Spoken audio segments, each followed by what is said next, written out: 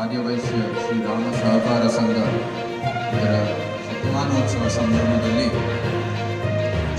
ಉದ್ಘಾಟನೆ ಒಂದು ಪದವಿಯನ್ನು ನಮಗೆ ಕೊಟ್ಟಿರುವಂಥದ್ದು ನಮ್ಮ ಸೌಭಾಗ್ಯ ಅಂತ ನಾನು ಭಾವಿಸ್ತೇನೆ. ಎಲ್ಲರಿಗೂ ಗೊತ್ತಿರೋ ಹಾಗೆ ನಮ್ಮ ಮೈಸೂರು ಸಂಸ್ಥಾನದ ಕಾಲದಲ್ಲಿ ಈ ಒಂದು ಸಂಸ್ಥೆಯನ್ನು ಸ್ಥಾಪಿಸಿ ನಂತರ 100 ವರ್ಷ ಇದು ಸಮಾಜಕ್ಕೆ ಸೇವೆ ಮಾಡ್ತಾ ಬಂದಿರುವಂಥದ್ದು ಒಂದು ಅತ್ಯದ್ಭುತವಾದ ಒಂದು ಸಂಸ್ಥೆ. ನಮ್ಮ ಸಹಕಾರ ಸಂಘದ ಇಡೀ ಇತಿಹಾಸದಲ್ಲಿ ದೇಶದ ಎಲ್ಲ ಸಹಕಾರ ಸಂಘಗಳಲ್ಲಿ ಲೆಕ್ಕ ಮಾಡಕ್ ಹೋದ್ರೆ ಸಾಮಾನ್ಯವಾಗಿ ಎಲ್ಲನೂ ಕೂಡ 5 ವರ್ಷದಲ್ಲೇ ವಿಫಲ ಆಗುವಂಥದ್ದು ನಾವು ನೋಡ್ತೀವಿ. ಆ ಒಂದು ಇತಿಹಾಸದಲ್ಲಿ 100 ವರ್ಷ ಒಂದು ಸಂಸ್ಥೆ ಸಹಕಾರ ಸಂಸ್ಥೆ ಸಮಾಜಕ್ಕೆ ಸೇವೆ ಮಾಡ್ತಾ ನಿರಂತರವಾಗಿ ಯಶಸ್ವಿಯಾಗಿ ಕೆಲಸ ಮಾಡಿ ಸ್ಥಾಪನೆಯಿಂದ ಇವತ್ತವರೆಗೂ ಇಷ್ಟೊಂದು ಅತ್ಯದ್ಭುತವಾಗಿ ಸಮಾಜಕ್ಕೆ ಸೇವೆ ಮಾಡ್ತಾ ಇರೋದು ನಿಜವಾಗ್ಲೂ ಶ್ಲಾಘನೀಯ. ಶತಮಾನೋತ್ಸವ ಸಂದರ್ಭದಲ್ಲಿ ಅರಮನೆಯ ಪರವಾಗಿ ನಿಮ್ಮೆಲ್ಲರ ಪರವಾಗಿ ಶುಭಾಶಯಗಳು, ಪೂರ್ವಕವಾದ ಅಭಿನಂದನೆಗಳನ್ನು ಸಲ್ಲಿಸುತ್ತೇನೆ. ಎಲ್ಲರಿಗೂ ಗೊತ್ತಿರೋ ಹಾಗೆ ಇದು ನಾಲ್ವಡಿ ಕೃಷ್ಣಾಜೊಡೆಯರವರ ಕಾಲದ ಆಳ್ವಿಕೆಯ ಸಮಯದಲ್ಲಿ ಈ ಸಂಸ್ಥೆಯನ್ನು ಸ್ಥಾಪನೆ ಮಾಡಿತ್ತು. ಅವರ ಕಾಲದಲ್ಲಿ ಅನೇಕ ಸಂಸ್ಥೆಗಳನ್ನು ಶುರು ಮಾಡಿದ್ದಾರೆ. ಎಷ್ಟೋ ಸಂಸ್ಥೆಗಳು ಈ ಭಾಗದಲ್ಲೇ ಇದ್ದಿದ್ದು ಸುಮಾರು 100 ವರ್ಷ ಸಮಾಜಕ್ಕೆ ಸೇವೆ ಮಾಡ್ತಾ ಬಂದಿದ್ದಾವೆ. ಸುತ್ತ ಇಲ್ಲಿ ಬಲಿ ಇರುವಂಥದ್ದು Bhadravati iron and steel works, Vishweshwara iron and steel works ಸಹ ಇಲ್ಲೇ ಇದೆ. ಮೈಸೂರು ಸ್ಯಾಂಡಲ್ ಸೋಪ್ಸ್ ಇರ್ಬೋದು, ಮೈಸೂರು ಪೇಂಟ್ ಇರ್ಬೋದು, ಮೈಸೂರು ವಿಶ್ವವಿದ್ಯಾನಿಲಯ ಇರ್ಬೋದು, ಅನೇಕ ನೀರಾವರಿ ಯೋಜನೆಗಳು ಇರ್ಬೋದು, ಸಹಕಾರ ಸಂಘಗಳು ಇರ್ಬೋದು, ಎಲ್ಲನೂ ಸಹ 100 ವರ್ಷ ಸಮಾಜಕ್ಕೆ ಸೇವೆ ಮಾಡ್ತಾ ಬಂದಿರುವಂಥದ್ದು.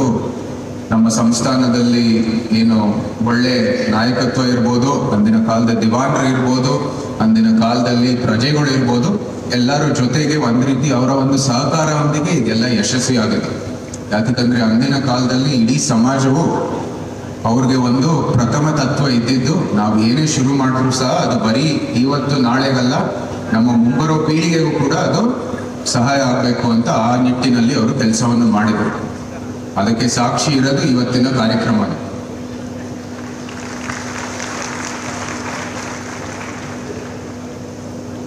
ಇದ್ರ ಜೊತೆಗೆ ನಾವು ಮಹಾರಾಜರು ಸ್ಮರಣೆ ಮಾಡ್ತಾ ಇನ್ನೊಬ್ರು ಸ್ಮರಣೆ ಮಾಡಬೇಕಾಗಿರೋದು ಎಲ್ಲಕ್ಕಿಂತ ಮುಖ್ಯವಾದ್ರೆ ಯುವರಾಜ ಕಂಠೀರವ ನರಸಿಂಹರಾಜೇಂದ್ರ ಒಡೆಯರ್. ಅನೇಕ ಸಂಸ್ಥೆಗಳು ಅವರ ಹೆಸರಿನಲ್ಲಿ ಇವತ್ತವರೆಗೂ ಕೆಲಸ ಮಾಡ್ತಾ ಬಂದಿದ್ದಾರೆ. ಮೈಸೂರಲ್ಲಿ ನಮ್ಮ ಸ್ಪೋರ್ಟ್ಸ್ ಕ್ಲಬ್ ಇದೆ. ಬೆಂಗಳೂರಲ್ಲಿ ಎಲ್ಲರಿಗೂ ಗೊತ್ತಿರೋ ಹಾಗೆ ಬಹಳ ಪ್ರಸಿದ್ಧವಾಗಿರುವಂಥದ್ದು ಕಂಠೀರವ ಸ್ಟೇಡಿಯಂ ಬೆಂಗಳೂರಿನ ಕೇಂದ್ರದಲ್ಲೇ ಇದೆ. ಅದು ಯಾರ ಹೆಸರಲ್ಲಿ ನಾಮಕರಣ ಆಗಿರೋದು ನಿಜವಾಗ್ಲೂ ಗೊತ್ತಿಲ್ಲ. ಆದರೆ ಸಹಕಾರ ಸಂಘದ ಒಂದು ಕಾರ್ಯಕ್ರಮದಲ್ಲಿ ಅವ್ರ ಹೆಸರು ಸ್ಮರಣೆ ಮಾಡೋದು ಎಲ್ಲಕ್ಕಿಂತ ಮುಖ್ಯ. ಯಾಕಂದ್ರೆ ಮಹಾರಾಜರು ಒಂದು ನೆರಳಲ್ಲಿ ಅವರು ಬೆಳೆದಿರೋದು, ಅವ್ರು ಹಿಂದೆ ಕೆಲಸ ಮಾಡ್ತಾ ಬಂದಿರೋದು. ಯಾವ ರೀತಿ ರಾಮನಿಗೆ ಒಂದು ಲಕ್ಷ್ಮಣ ಇದ್ದ, ಅದೇ ರೀತಿ ಕಂಠೀರವ ನರಸಿಂಹರಾಜ ಒಡೆಯರ್ ಅವರು ಕೃಷ್ಣರಾಜ ಒಡೆಯರ್ ಪರವಾಗಿ ಕೆಲಸವನ್ನು ಮಾಡ್ತಾ ಇದ್ರು.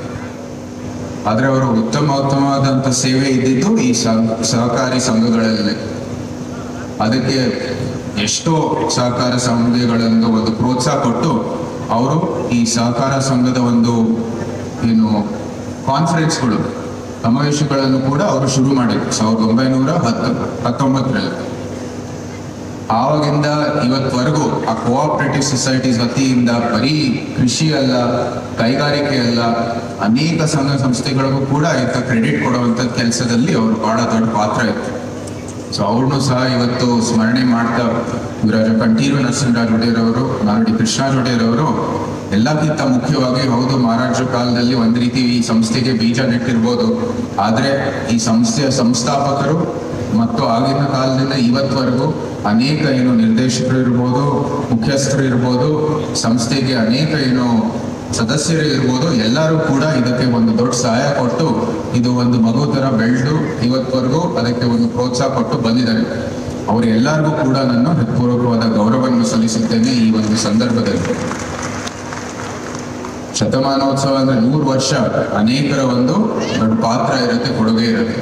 ಅವ್ರನ್ನ ಸದಾ ನಾವು ಸ್ಮರಣೆ ಮಾಡಬೇಕಾಗಿರೋಂಥದ್ದು ಎಲ್ಲಕ್ಕಿಂತ ಮುಖ್ಯ. ಇಷ್ಟೆಲ್ಲ ಇತಿಹಾಸವನ್ನು ಮಾತಾಡಿದ್ದೀವಿ, ಸಂಘದ ಸಂಸ್ಥೆಗಳೇನೇನು ಇತಿಹಾಸಗಳು ಮಾತಾಡಿದ್ದೀವಿ, ಭವಿಷ್ಯದ ಬಗ್ಗೆ ಏನಾದರೂ ಒಂದು ಮಾತಾಡಲೇಬೇಕಾಗಿದೆ. ನಾವು ಎಲ್ಲರೂ ಏನು ಮಹಾರಾಜರ ಕಾಲದಲ್ಲಿ ಏನೇನು 100 ವರ್ಷ ಮಾಡಿರುವಂಥದ್ದು ಸಂಸ್ಥೆಗಳು ಎಲ್ಲಾನು ಯೋಗ ಶತಮಾನೋತ್ಸವ ಆಚರಣೆಗಳಿದೆ. ಕೆಲವು 125 ವರ್ಷಗಳನ್ನು ಶುರು ಮಾಡಿರುವಂಥದ್ದು ಸಂಸ್ಥೆಗಳು ಇದ್ದಾವೆ. ಅದೇ ರೀತಿ ಇವಾಗ ಕೇಂದ್ರದಲ್ಲಿ ಇದರ ಪ್ರತಿಧ್ವನಿ ಕೇಳಿ ಬರ್ತಾ ಇದೆ. ಪ್ರಧಾನಮಂತ್ರಿ ಅವರ ಏನು ನೇತೃತ್ವದಿದೆ, ಅವರ ನಾಯಕತ್ವದಲ್ಲಿದೆ, ಅವರು ಇವತ್ತಲ್ಲ ನಾಳೆ ಅಲ್ವಾ 2047ರಲ್ಲಿ ಎಷ್ಟು ರೀತಿ ನಮ್ಮ ಭಾರತ ಎಷ್ಟು ಮಟ್ಟಕ್ಕೆ ಬೆಳೆದಿರಬೇಕು ಅಂತ ಒಂದು ದೃಷ್ಟಿಯನ್ನು ನೆಟ್ಟಿದ್ದಾರೆ.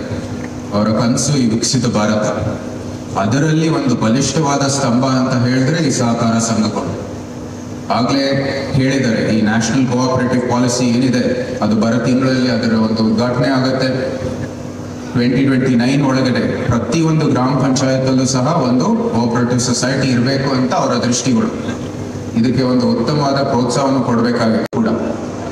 ಮಹಿಳೆಯರು ಮುಖ್ಯವಾಗಿ, ಅದರ ಜೊತೆಗೆ ನಮ್ಮ ಹಿಂದುಳಿದ ವರ್ಗ ಮುಖ್ಯವಾಗಿ ಅವರು ಸ್ವಾವಲಂಬಿತವಾಗಿ ಬದುಕಿದ್ರೇನೆ ಭಾರತವನ್ನು ಉದ್ಧಾರ ಆಗೋದು ಅಂತ ಅವರ ದೃಷ್ಟಿ.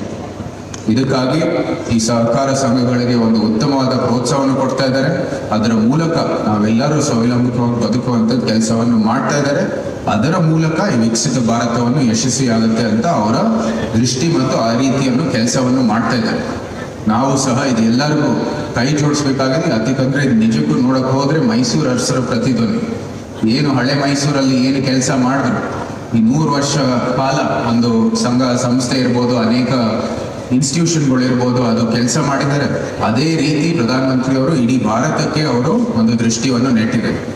ಯಾವ ರೀತಿ ನಮ್ಮ ಮೈಸೂರು ಸಂಸ್ಥಾನಕ್ಕೆ ಒಂದು ಸುವರ್ಣ ಯುಗ ಕಾಣುತ್ತೋ, ನಮ್ಮ ವಿಕಸಿತ ಭಾರತ ಇಡೀ ಭಾರತಕ್ಕೆ ಒಂದು ಸುವರ್ಣ ಯುಗ ಕಾಣುವಂಥದ್ದು ಕೆಲಸವನ್ನು ಮಾಡ್ತಾ ಇದೆ. ಸೊ ಇದಕ್ಕಾಗಿ ನೀವೆಲ್ಲರೂ ಕೈ ಜೋಡಿಸ್ಬೇಕಾಗಿದೆ. ನಿಮ್ಮ ಒಂದು ಬೆಂಬಲವೊಂದಿಗೆ ಅವರ ಕೈಯನ್ನು ಬಲಪಡಿಸಿ ನಾವು ಕೂಡ ನಮ್ಮ ಮುಂಬರುವ ಪೀಳಿಗೆಗೆ ಯಾವ ರೀತಿ ಅವರು ಒಂದು ಒಳ್ಳೆ ಸಂಘ ಸಂಸ್ಥೆ ಸ್ಥಾಪಿಸಿ ನಮ್ಗೆಲ್ಲರಿಗೂ ಇದು ಇವತ್ತಿನ ಕಾಲಕ್ಕೂ ಕೂಡ ಅದು ಲಾಭ ಆಗ್ತಾ ಇದೆ, ಅದೇ ರೀತಿ ನಮ್ಮ ಮುಂಬರುವ ಒಂದು ಪೀಳಿಗೆಗೆ ನಾವು ಇವತ್ತು ಮಾಡಿರೋ ಕೆಲಸ ಲಾಭ ಆಗಬೇಕು. ಸೊ ಈ ರೀತಿ ನಾವೆಲ್ಲರೂ ಕೆಲಸ ಮಾಡೋಣ. ಒಂದು ಸೌಹಾರ್ದತೆ, ಸಹಕಾರ ಮತ್ತು ಇಂಥ ಸಂಘ ಸಂಸ್ಥೆಗಳು ಇನ್ನೂ ಉದ್ಧಾರ ಆಗಲಿ ಅಂತ ಭಾವಿಸುತ್ತಾ, ನಮಗೆ ಶಿವಮೊಗ್ಗ ಬರದೇ ಒಂದು ಸೌಭಾಗ್ಯ, ಒಂದು ಆನಂದ. ನಮ್ಗೆ ಹೇಳಿದ್ರು ಕಾರ್ಯಕ್ರಮದಲ್ಲಿ ಶಿವಮೊಗ್ಗಲ್ಲಿರುವಾಗ ನಾನು ಏನು 2 ಆಲೋಚನೆನೂ ಇರಲಿಲ್ಲ, ಬಂದೇ ಬರ್ತೀನಿ ಅಂತ ಹೇಳಿದ್ದೀನಿ. ಇದು ಬರೀ ನನಗಲ್ಲ, ನಮ್ಮ ವಂಶದವರು ಸಹ ಇಡೀ ಮಲೆನಾಡಿಗೆ ಒಂದು ಬಹಳ ವಿಶೇಷವಾದ ಸ್ಥಾನ. ನಿಮಗೆ ಸಾಕ್ಷಿ ಬೇಕಾಗಿದ್ರೆ ನೀವೇ ನೋಡ್ತಾ ಇರಿ, ಮಹಾರಾಜರು ನಾಲ್ವಡಿ ಕೃಷ್ಣ ಒಡೆಯರವರು ಜಾಸ್ತಿ ಎಲ್ಲೂ ಹೋಗಿಲ್ಲ. ಅಂತಿಮ ಒಂದು ಅವರ ಜೀವನದ ಅಂತಿಮ ಒಂದು ವರ್ಷಗಳಲ್ಲಿ ಬರೀ UK ಮತ್ತೆ ಜರ್ಮನಿಗೆ ಹೋಗಿದ್ದು, ಅದು ಆಪರೇಷನ್ಗೋಸ್ಕರ. ಅದು ಬಿಟ್ಟರೆ ಅವರು ಜಾಸ್ತಿ ಸಂಸ್ಥಾನನೇ ಬಿಟ್ಟು ಹೋಗ್ತಾ ಇರಲಿಲ್ಲ. ಭಾರತದಲ್ಲೇ ಅವರು ಕಾಶಿ ಕೈಲಾಸಕ್ಕೆ ಹೋಗಿದ್ದು ಒಂದು ಯಾತ್ರೆ ಬಿಟ್ಟರೆ ಇಡೀ ಭಾರತದಲ್ಲೇ ಅವರು ಬರೀ ಸಂಸ್ಥಾನದೊಳಗೆ ಇರ್ತಾ ಇದ್ರು. ವಿಶ್ರಾಂತಿಗಳಿಗೆ ಎಲ್ಲಿ ಹೋಗ್ತಾ ಇದ್ರು ಅಂತ ಬಹಳ ಕುತೂಹಲ ಇದೆ. ಅದಕ್ಕೆ ಸಾಕ್ಷಿ ಬೇಕಾಗಿದ್ರೆ ನೀವು ನೋಡಿ, ಇಲ್ಲಿ ಕೆಮ್ಮನ್ಗುಂಡಿಯಲ್ಲಿ ಒಂದು ಗೆಸ್ಟ್ ಹೌಸ್ ಇದೆ, ನಮ್ಮ ಭದ್ರಲ್ಲಿ ಒಂದು ಗೆಸ್ಟ್ ಹೌಸ್ ಇದೆ, ಮುಂದೆ ಸಾಗರದಲ್ಲೂ ಒಂದು ಗೆಸ್ಟ್ ಹೌಸ್ ಇದೆ. ಅವರೇ ದಾಖಲೆ ಮಾಡಿ. ಎಲ್ಲಕ್ಕಿಂತ ಇಷ್ಟ ಆಗಿರುವಂಥದ್ದು ನಮ್ಮ ಮಲೆನಾಡು ಪ್ರದೇಶ.